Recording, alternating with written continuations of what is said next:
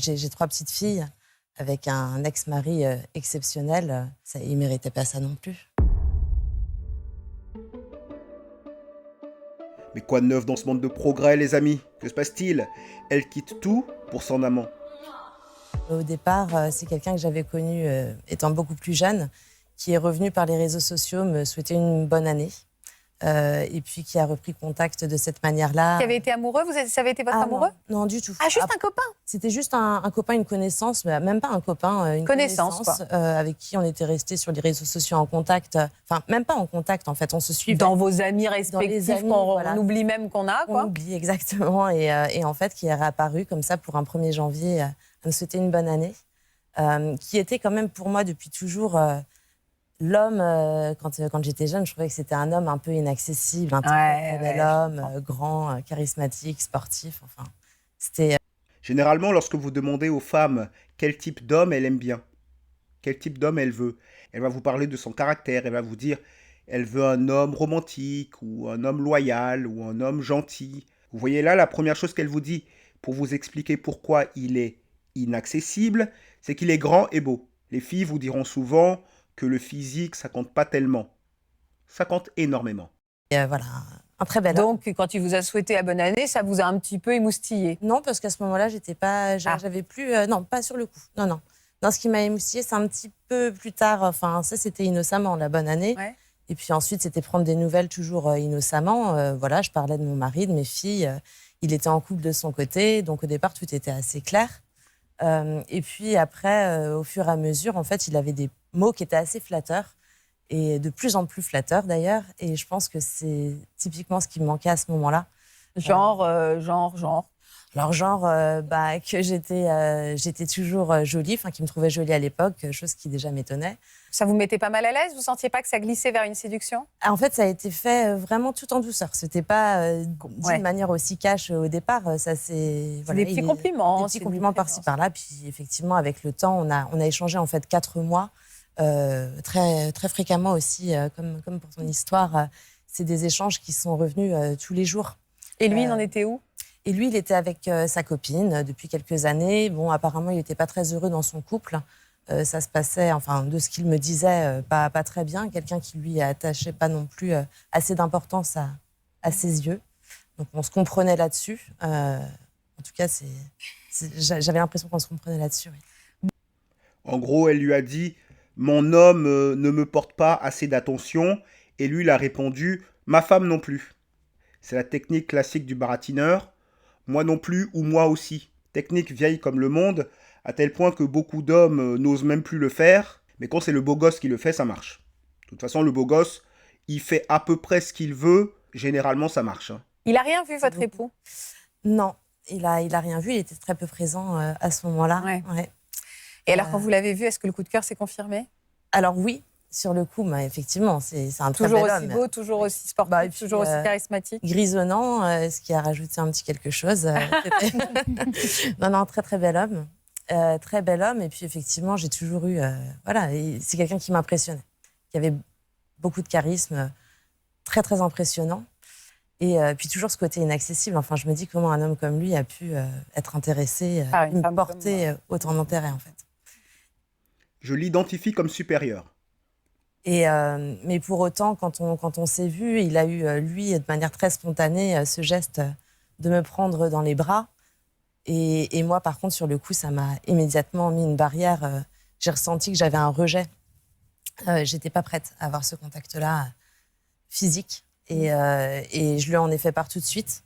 Parce que lui, je pense que dans sa tête, c'était ça y est, on va s'embrasser. Ça allait être dans la continuité des échanges. Alors que pour moi, à ce moment-là... Pour lui, c'était dans la poche. J'ai senti que non, j'étais pas prête à passer un cap comme celui-ci, effectivement. Comment il a réagi? Il a compris. Il a bien compris. Il m'a dit, il n'y a pas de souci, prends le temps, je peux comprendre. Et puis voilà, on est parti marcher, continuer les échanges qu'on avait par écrit. Puis verbalement, c'était très agréable de pouvoir avoir ces échanges-là. Donc il a compris sur le moment. Enfin, je pensais qu'il l'avait vraiment compris. Et puis en fait, après, ça a été un peu compliqué parce que finalement, il a changé de visage, un visage que je n'avais pas vraiment perçu. C'est-à-dire? Il a eu déjà un regard d'un seul coup totalement différent. Quand on était sur un petit chemin de campagne, il m'a repoussé dans un recoin et puis là, il a comment dire, il a abusé de moi à ce moment-là. Il n'a plus rien écouté.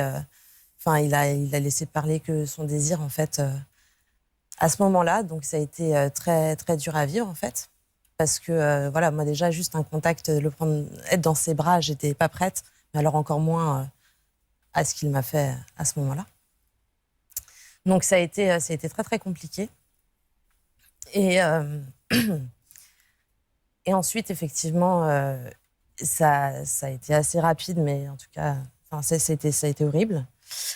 Et par la suite, il a eu une réaction complètement inattendue parce que moi, j'étais complètement choquée, en colère.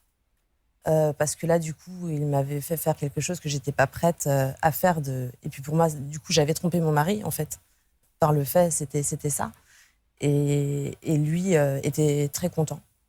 Il comprenait pas du tout pourquoi j'étais mal, il rigolait. On bascule dans autre chose. Hein. Là, vous me parlez d'une agression. Hein. On bascule un peu dans une autre histoire. Là, oui, c'est... Elle nous parle même d'un VIOL, si on comprend bien ce qui se passe. Et ça a pris une autre tournure, mais j'ai pas du tout pris conscience à ce moment-là que c'était une agression. C'est dans le déni, ça arrive souvent. C'est-à-dire qu'à ce moment-là, étant donné que dans le démarrage de la relation, vous êtes dans un sentiment d'une séduction commune, vous avez ce sentiment de culpabilité en vous disant, le classique de dire, est-ce que je lui ai pas donné des signaux qui l'amenaient à... Donc, vous savez pas comment dire non, vous ne savez pas comment dire stop, parce qu'il y a pu y avoir... Mais je suis désolée, on le redit. C'est pas parce qu'on peut avoir dit oui, et puis si on dit non, on dit non. Et là... Absolument, c'est pas parce que vous voyez quelqu'un, vous vous donnez rendez-vous, même après avoir beaucoup parlé, c'est pas pour ça qu'il a le droit de faire n'importe quoi. Et ça, je pense que toutes les femmes le savent. Vous l'avez revu après ? Alors après, il a fallu du temps pour que je digère ça. J'ai écouté ses explications. Enfin, pour lui, c'était toujours dans la même lancée parce que j'étais très attirée. Il était venu pour ça, lui. Comme je vous ai dit, pour lui, c'était dans la poche. Mais quand il la prend dans ses bras, elle a un mouvement de rejet. Les femmes ont souvent besoin de plus de temps. Même si t'es un beau gosse, il faut quand même qu'elle s'acclimate un minimum. Et lui, quand il voit ça, il la joue tranquille, mais il se dit, j'ai pas fait le voyage pour rien. Voilà le type d'homme à qui on a affaire. Et puis après, on a fini par se revoir, mais effectivement, la relation, elle est partie quand même sur une base qui était un peu compliquée. On a fini par se revoir. Donc là, on est en train de parler plus qu'un bad boy, on est en train de parler d'un criminel. Elle nous dit que cet homme l'a forcé dans un recoin, et elle le revoit. Il y a des hommes lambda, pour une mauvaise blague, lors d'un rendez-vous, ou une coiffure de travers, elle ne veut plus le voir. Il y a des hommes, pour bien moins que ça, ils n'ont pas le pardon. Mais là, on a affaire à un beau gosse. On a affaire à un homme qu'elle identifie comme supérieur. Lui, il a droit à un passe-droit. C'est ce qu'on appelle le beauty privilège. Le beauty privilège peut bénéficier à un homme, ça bénéficie beaucoup et surtout aux femmes. C'est lorsqu'on laisse passer des choses à une personne parce que cette personne est attirante. Et là, on a un cas tout du moins extrême de beauty privilège. Un homme qui ne respecte pas ton consentement, tu devrais te dire, c'est bizarre. Et bien pas tellement pour cette femme, on dirait, puisqu'elle décide de le revoir plus tard. J'ai eu 4 mois merveilleux où je pense peut-être aussi idéalisé un homme, mais j'étais très amoureuse de cette image. Et puis après, il y a quelque chose de très brutal que j'ai pas vraiment compris. Et après, de nouveau, cet homme qui m'a remontré beaucoup d'intérêt, qui a été... On a beaucoup ce genre de personnalité, des personnes qui viennent nous raconter ces rencontres avec ces personnalités très perverses. Oui, ça ne l'étonne même pas. Et on a connu des histoires, des femmes qui lui expliquent des relations avec des hommes pervers. Vous connaissez le fameux pervers narcissique. Bon, là, on va pas le mettre entre guillemets. Pour le coup, c'est vraiment quelqu'un de pervers. En tout cas, c'est un criminel, si on s'en tient à ce qu'elle nous raconte. Et vous voyez que la présentatrice, elle a l'habitude. Elle a écouté beaucoup de femmes, beaucoup d'histoires de femmes. Et pour elle, ça n'a rien de très surprenant. Elle vous dit même, c'est habituel, c'est récurrent. Au point de vouloir quand même quitter votre mari, au-delà de la personnalité assez toxique, finalement, dont vous me parlez. Oui, vous avez quitté votre mari ? Assez toxique. Je pense qu'on peut au moins dire ça. Sacré euphémisme. Oui, j'ai fini par le quitter parce qu'effectivement, déjà, le cap avait été franchi. Que je le veuille ou non, là, je l'avais trompé. Donc, le cap a été franchi. Et puis, j'étais quand même amoureuse de lui. Alors oui, c'était toxique. Avec le recul, c'est ce qu'on peut se dire. Mais sur le coup, moi, j'étais quand même très amoureuse. Cette relation toxique avec cet amant, elle a duré combien de temps? 5 ans. 5 ans. 5 ans.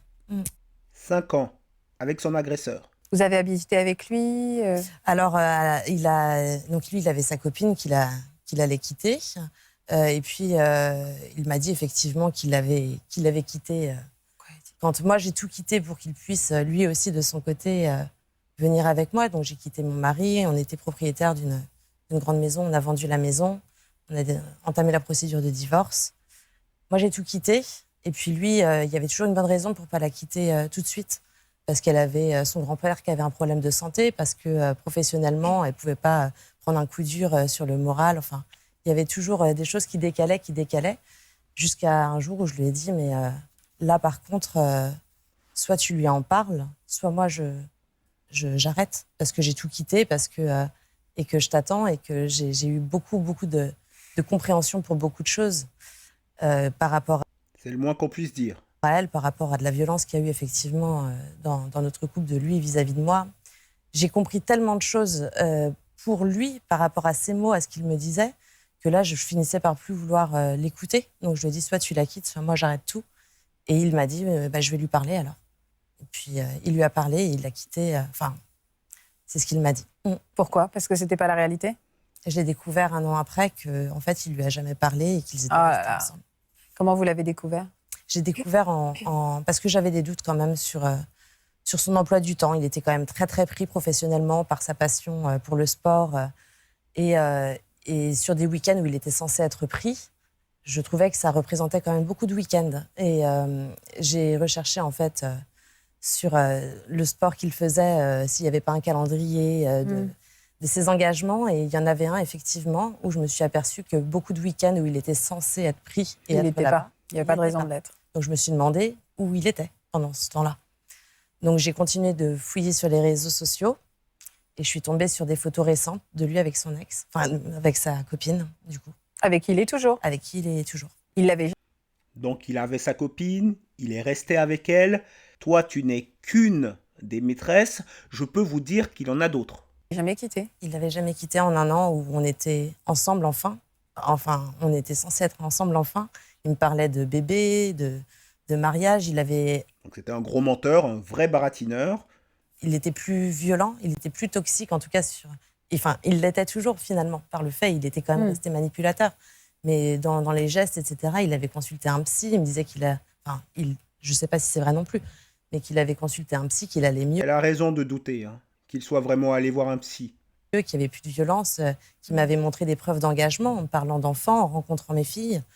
Ce ne sont pas des preuves.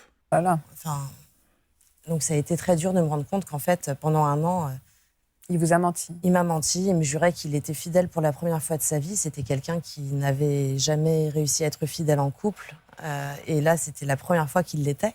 Donc j'étais spéciale. Enfin, il me disait que j'étais spéciale pour lui. Il l'a baratiné de A à Z. Qu'est-ce qui vous a donné le courage de partir il y a 1 mois alors? C'est d'avoir découvert tout ça. Ouais. Parce que j'ai ouvert les yeux, en fait, sur toutes ces années, en me disant que finalement, tout n'était que manipulation et qu'il était juste devenu plus malin dans ses manipulations, à finir par me faire croire que j'avais obtenu ce que je souhaitais, qu'on soit en couple.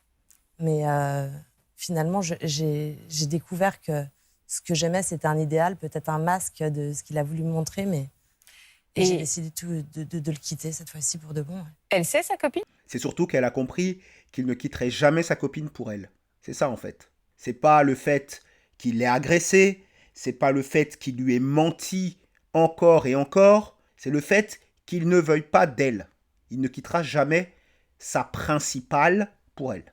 J'ai découvert que ce que j'aimais, c'était un idéal, peut-être un masque de ce qu'il a voulu me montrer, mais et j'ai décidé de le quitter cette fois-ci pour de bon. Ouais. Elle sait, sa copine, ce que vous avez vécu avec lui en parallèle? Parce qu'elle aussi, elle est trompée, en fait. Elle aussi, voilà, c'est ça, a vécu la même chose finalement. Donc moi, je lui ai écrit sur les réseaux sociaux pour la prévenir de colère. Le jour où je l'ai découvert, je me suis dit, mais en fait, elle est manipulée comme moi.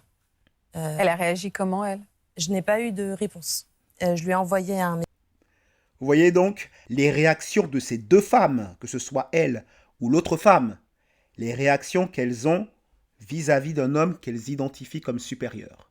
Elle, la première, lui a laissé passer toutes les bêtises, tous les mensonges, même les agressions qui ont eu lieu. Et l'autre femme, elle voit un message qui lui explique que son homme couche avec une autre femme. Elle ne répond même pas, elle coupe le contact. Et elle est encore avec lui. Je n'ai pas eu de réponse.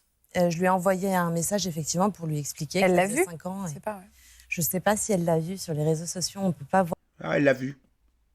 Elle l'a vu et elle n'a même pas répondu. Et elle est restée avec le gars. Je ne sais pas si elle l'a vu sur les réseaux sociaux. On ne peut pas voir tant qu'on n'est pas amis avec la personne Ah si oui. le message n'a pas... D'accord. Mais en tout cas, voilà, je me dis, j'ai fait ce que je pouvais pour aussi lui ouvrir les yeux parce que si elle ignore tout, et je pense qu'elle ignore tout. Maintenant, elle ignore pas tout. Au moins sur cette histoire, elle le sait. Elle a vu le message et elle le sait. Et je dis bien au moins pour cette histoire. Peut-être même qu'elle a eu des échos, peut-être même qu'elle a senti des choses sur d'autres histoires concernant son homme avec d'éventuelles maîtresses. C'est juste qu'elle décide soit de complètement l'ignorer, soit d'aller lui toucher de mots, d'en parler avec lui, mais rester avec lui. Et lui, vous avez des nouvelles? Aucune depuis un mois. Et vous vous sentez comment? Je passe par tous les stades. J'ai eu de la colère contre lui, ce que j'avais jamais ressenti en 5 ans, même quand il a abusé de moi à différents niveaux. J'ai jamais ressenti de colère, toujours de la compassion, etc. Et là, pour la première fois, j'ai ressenti de la colère et j'en ai eu une immense. Vous voyez, elle lui pardonne tout, sauf le fait qu'il ne veut pas être avec elle. C'est ça la chose la plus importante pour elle. Et là, pour la première fois, j'ai ressenti de la colère et j'en ai eu une immense. Et après, je me suis sentie, en fait, complètement détruite, vide, à me dire, mais j'ai gâché 5 ans et j'ai gâché surtout ma vie, mon mariage. Et votre mari ma s'est famille. comporté comment, votre ex-mari? Ah bon, mon ex-mari, c'est quelqu'un d'extraordinaire aussi, qui m'avait dit à l'époque, quand je l'ai quitté, il voyait que j'étais malheureuse déjà et que il me disait, t'es sous emprise. Et il m'avait dit que tu me quittes pour quelqu'un qui va te rendre heureuse. Ça m'aurait fait de la peine pour moi, mais ça m'aurait fait plaisir pour toi. Mais là, en fait, à ce moment-là, il était malheureux pour nous deux. Et en fait, il est toujours resté à mes côtés parce qu'il voyait que j'étais dans des moments difficiles. Et vous regrettez pas votre vie amoureuse avec lui? Et je suis en plein questionnement sur beaucoup de choses en ce moment. Donc, Il a refait sa vie, lui? Il a refait sa vie. Il a refait sa vie quelque temps. Ouf, heureusement là. Manquerait plus que cet homme-là reprenne cette femme-là. J'ai eu très peur que cet homme-là accepte que cette femme revienne dans sa vie. Et vous avez bien entendu ce qu'elle a dit sur lui. C'est un type extraordinaire. Donc, elle a quitté un type extraordinaire pour un voyou, un criminel même. Si on s'en réfère à ce qu'elle nous dit, ce qu'il a fait, c'est un crime. Disons les choses comme il se doit. Et c'est pour ça, les amis, que vous ne pouvez pas construire votre foyer autour de femmes qui sont faites pour la street. Des femmes qui sont faites pour la rue. Il y a des femmes qui sont faites pour la rue. Vous ne pouvez pas transformer une femme faite pour la rue en femme faite pour le foyer. C'est impossible. Vous voyez là sur le bras de cette fille, son énorme tatouage. Alors je ne vais pas vous dire que toutes les femmes qui ont le moindre tatouage sont des femmes faites pour la rue, mais attention, quand vous voyez des signes qui s'accumulent, ne les ignorez pas. Donc elle a quitté un homme qu'elle-même qualifie d'extraordinaire. Elle le quitte pour un bad boy, et quand je dis bad boy, je suis gentil. Son homme, c'est une guimauve. C'est un simp. Il lui a tout donné très facilement. Il s'est engagé avec elle, il s'est marié avec elle, ils ont acheté une maison, il lui a fait des enfants. Et voilà la récompense qu'il a pour avoir été une personne très bien. Et quelque chose de très important à savoir, les amis, vous ne pouvez pas vous laisser guider par votre peur de perdre une femme. C'est ce qui a perdu cet homme-là. Lorsque vous avez peur de perdre une femme, vous allez laisser passer des choses que vous ne devriez pas laisser passer. Vous allez avoir tendance à en faire trop. Vous allez vous comporter comme si vous étiez inférieur à elle. Vous allez lui donner votre engagement beaucoup trop facilement, gratuitement, rapidement. Quand vous faites ça, la femme va commencer à perdre du désir pour vous. Elle va perdre du désir pour vous parce qu'elle va vous identifier comme inférieur. Et quand ça a lieu, la femme se détourne de vous et commence à regarder d'autres hommes qu'elle identifie comme supérieurs à elles. Les femmes sont faites pour aller vers des hommes qu'elles identifient comme supérieurs. Donc elles se détournent de son homme alors qu'il est très bien, elle vous le dit, c'est un homme extraordinaire. Elles se détournent de lui pour aller vers un agresseur. C'est vraiment un cas d'école pour vous montrer à quel point il est important, même si vous êtes sympa. C'est pas un problème d'être sympa, vous pouvez être sympa. Mais c'est pas parce que vous êtes sympa qu'une fille va toujours vous désirer. Ce n'est pas ça qui fait le désir. Je ne suis pas en train de vous dire d'arrêter d'être quelqu'un de sympathique. Je suis en train de vous dire qu'il y a pour votre couple des choses bien plus importantes qu'être sympa. Être sympa, c'est bien, mais ça ne doit jamais se faire au détriment de l'identification de supériorité que la femme a pour vous. La femme doit vous identifier comme un homme supérieur.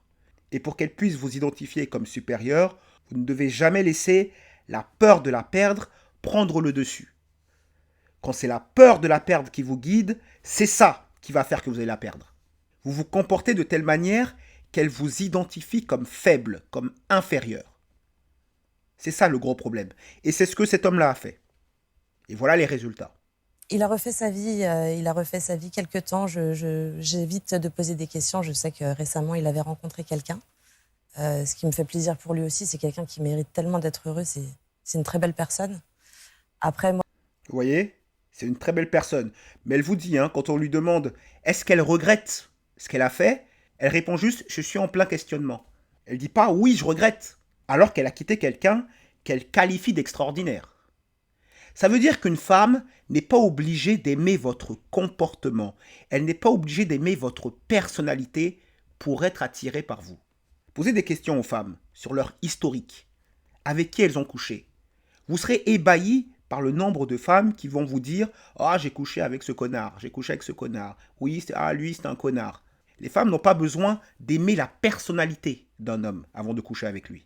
Et c'est pour ça qu'il est très important de faire la différence entre amour et désir. Si vous ne savez pas faire la différence entre amour et désir, vous serez très surpris quand une femme vous dira « Je t'aime comme un frère ». Une femme avec qui vous voulez coucher, qui ne veut pas coucher avec vous, et qui vous dira « Je t'aime comme un frère ». C'est là où vous allez comprendre que le désir et l'amour, c'est pas pareil. C'est juste que les femmes, souvent, au lieu de dire « Je désire un homme, je suis très attirée par un homme », elles disent « Je suis amoureuse de lui ». Et d'ailleurs, il y a beaucoup d'hommes qui font ça aussi, en disant « Je suis très amoureux d'une femme », alors qu'ils devraient dire « Je désire beaucoup cette femme, je suis très attiré par cette femme ». On mélange désir et amour. Donc là, elle aimait son homme, elle avait de l'amour pour son homme, elle aimait la personnalité de son homme, mais elle ne désirait plus son homme. Elle ne désirait plus son homme. Et pourquoi elle ne désire plus son homme? Parce qu'il se comporte comme un servant, parce qu'il se comporte comme un simp. Ça fait plaisir pour lui aussi, c'est quelqu'un qui mérite tellement d'être heureux, c'est une très belle personne. Après, moi, savoir si j'ai des regrets, en fait, je ne saurais pas dire sans cette intervention extérieure d'un homme à ce moment-là dans notre couple, où en serait notre couple. Peut-être que finalement, on n'aurait pas réussi, peut-être que naturellement, on se serait séparés à cause de cette distance et de ce manque de communication. Vous voyez, c'est un homme extraordinaire, mais je l'aurais quitté. Je serais Vous êtes un peu dans la même situation. Hein. L'homme super, finalement, je ne sais pas, je m'interrogerai toujours, mais certainement, je l'aurais quitté. Vous voyez, la présentatrice n'est même pas étonnée. Elle a tellement vu ça qu'elle n'est même pas étonnée. C'est un classique. Je quitte mon mec super, je quitte un mec bien pour un bad boy. Elle n'est même pas surprise. L'homme super, finalement, je ne sais pas, je m'interrogerai toujours, mais certainement, je l'aurais quitté. Hein. C'est terrible. Une chose qui est belle dans ça, c'est que déjà, vous avez eu le courage de vivre la vie que vous vouliez vivre à ce moment-là. Et surtout, dans les deux couples qui sont là, vous avez le père de vos enfants qui sont des personnes clés pour vous, en réalité, encore aujourd'hui.